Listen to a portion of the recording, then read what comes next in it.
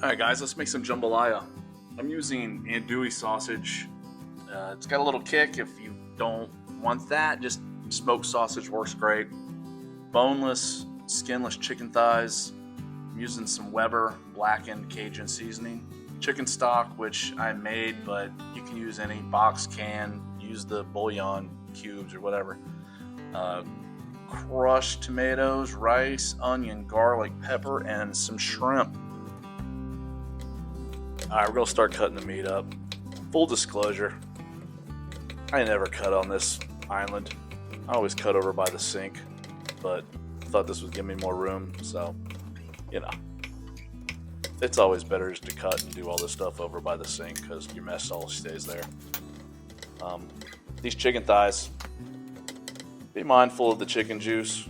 You know, chicken juice, you get it, it goes all over. And raw chicken can make you really sick, so that's why it's better just to do it over by the sink and you keep everything maintained and clean it up. When you're cutting up your meats, you look for bone, you know, any ugly parts, anything you don't want to eat, cut out of there. Alright, now I'm using this Weber Cajun seasoning that I have. It's basically just a New Orleans blackened seasoning. And sprinkle that on those thighs and go clean up all this mess real quick.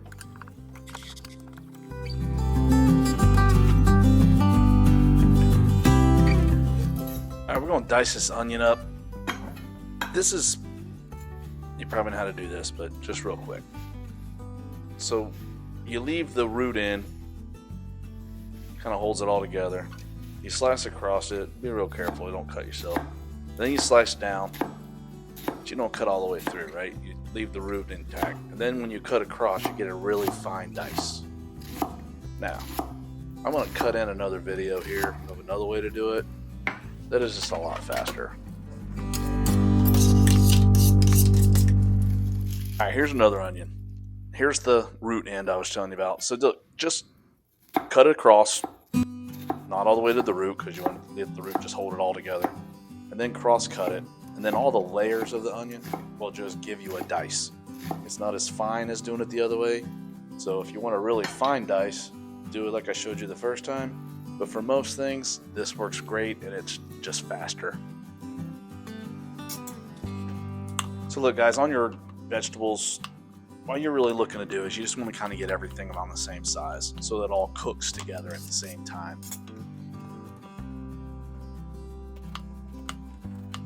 You're doing a bell pepper, just know all your seeds are all around the stem, so if you can cut it without destroying it and seeds go everywhere, that's going to help you out a lot.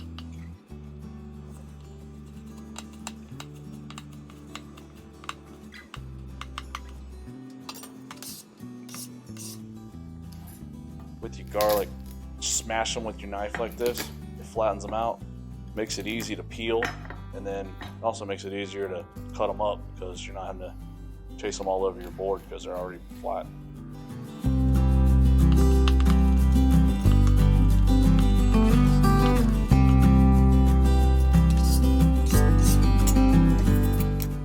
So I meant to tell you, towel under the cutting board is a nice way to keep the board from sliding all over the place. Mine was sliding a little bit earlier, so I put that down and it just keeps it from sliding out. Time to get cooking. Going in the skillet with a little bit of avocado oil and the andouille.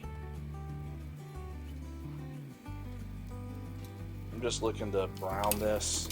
I'm going to get them all in there, just one side down, get some good color on one side. I'm not going to flip them afterwards and try to brown both sides because it's not necessary. They look pretty good. It's just a lot of good flavor and it's giving up a lot of good fat that we can use to cook the rest of our chicken and vegetables in. Go in with the chicken.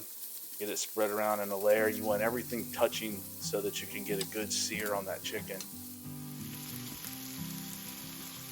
Coming in, I'm just checking it. It's still stuck right now, so just leave it alone.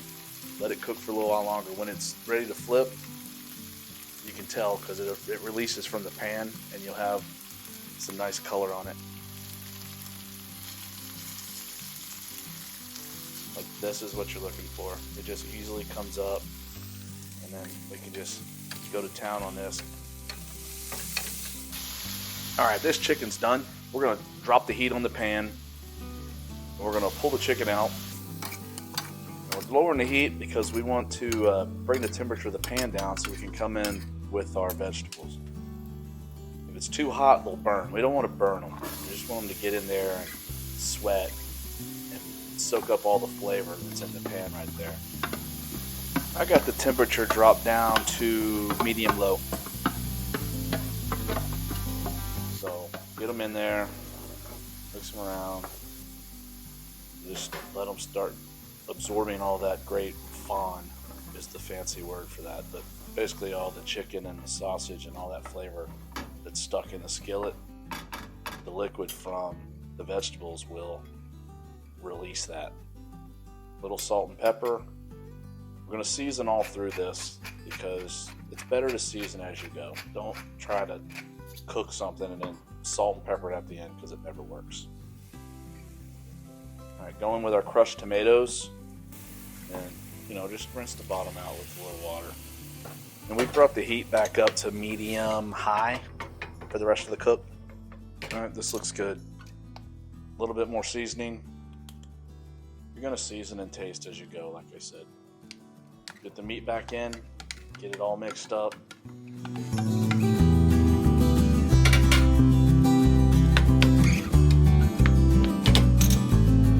Alright, going in with a cup of rice, and then I'm going to go 3 cups of chicken stock.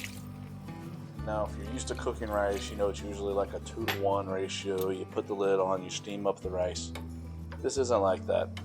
As soon as that rice goes in, I want to be stirring this a lot because I don't want the rice to stick.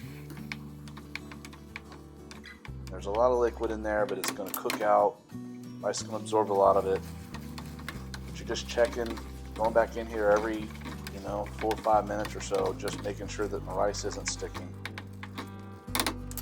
So this is thickening up nice. My rice is almost through. This is what you're looking for.